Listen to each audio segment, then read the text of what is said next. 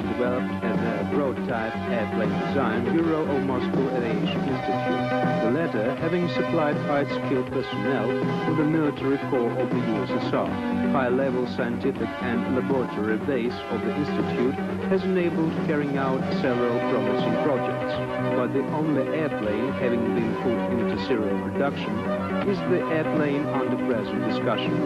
The production process was located at one of Moscow's largest aviation plants, the association named after Dementiev, one of the founders of Soviet aviation industry.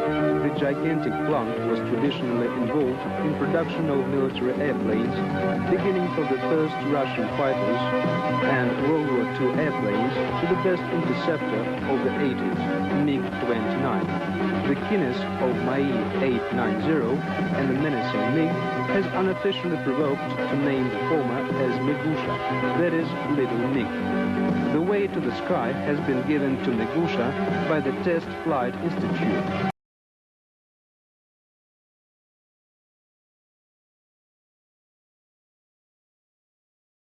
There were both stand and natural tests being carried out, as well as computerized data processing and optimization of perimeters. The tests have been carried out by highly qualified experts. The three institutions, having created their renown by means of work for the military corps, entered the era of conversion, producing light machines for peaceful purposes.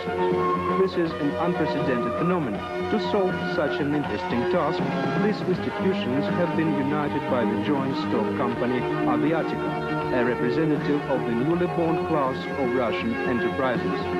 What are the peculiarities of our airplane?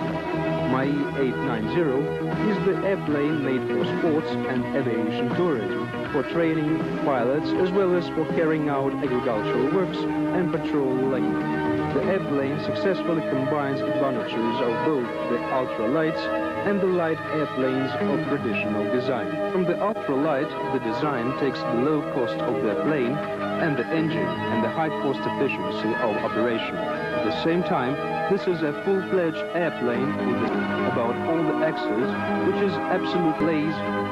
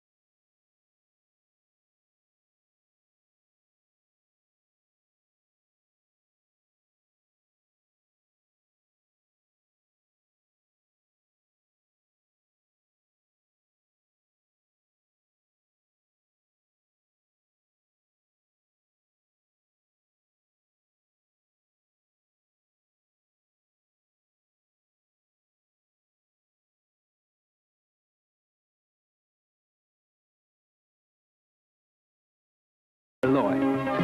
It can successfully stand both forced landing and mistakes of a pilot. The pilot's chair is equipped with the standard individual parachute. At the same time, the design allows to place the ballistic parachute safety system for the airplane and the pilot. The force power of the airplane is the Austrian Rotax engine, popular with fans of light aviation. However, the design allows to install any other suitable engines, avoiding considerable changes in construction and center transgression. The engine starts with the accumulator or manually.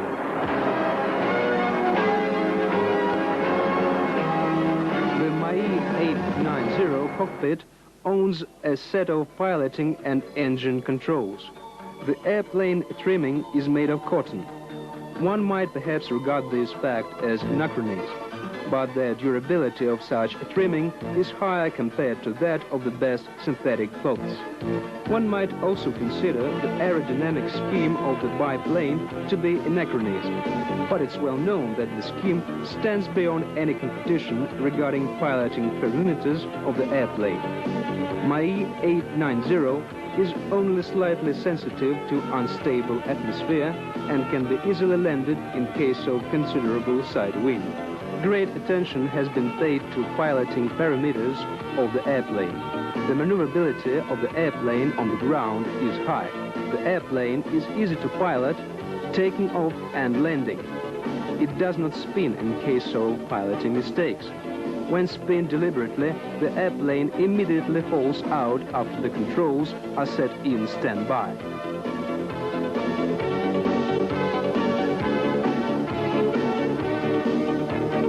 The airplane is accessible for a pilot and excuses his mistakes. At the same time, the airplane makes wonders in the sky when piloted skillfully. The complete cascade of high pilotage is the best illustration of Mai 890's flying performance, durability and reliability.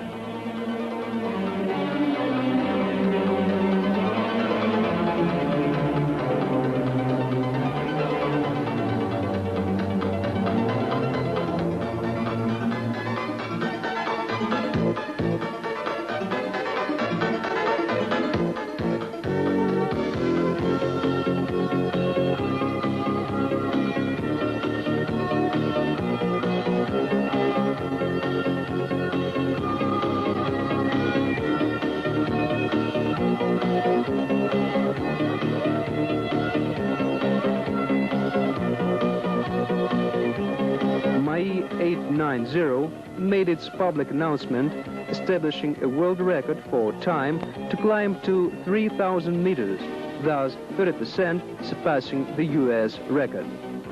The airplane is being constantly modernized.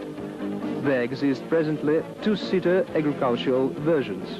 A monoplane glider, Autograi, are being got ready to put in production, towed by the basic Mai 890 version airplane. A Hydra version has been developed. Numbers of simple and accessible for anybody, Migushas are flying in the sky of Europe and America.